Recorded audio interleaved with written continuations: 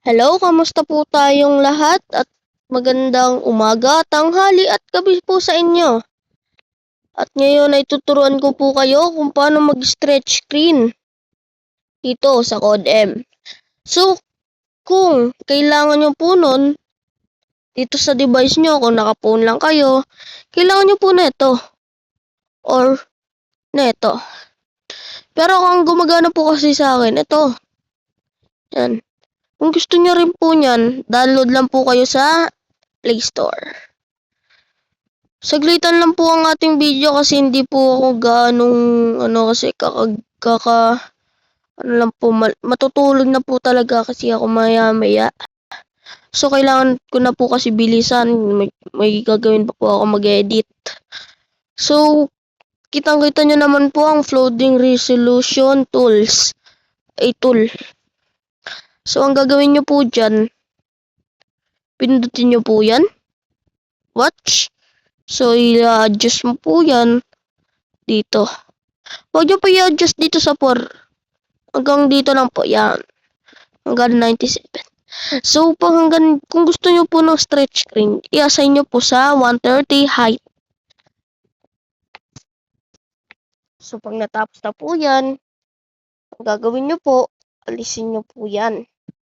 At ulitin nyo po ang inyong ginawa. So, pagkatapos nyo po yan, sa akin po kasi kailangan po kasing ibak-ibak. So pagkatapos po, punta po kayo sa CODM nyo.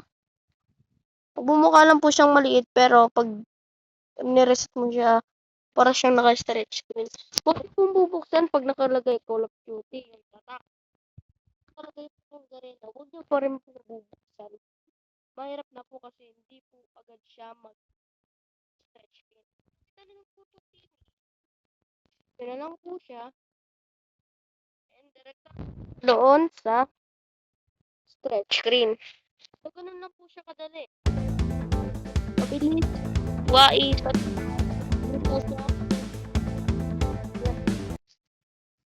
Kung makikita nyo po, naka-stretch screen na po yung ating device.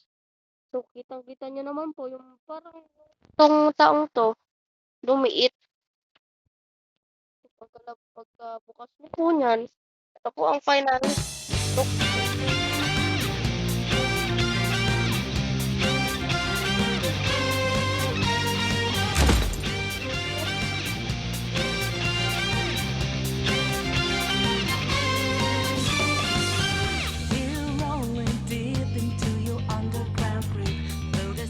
Prior notice called for you.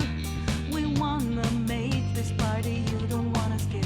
Gonna be a show to remember.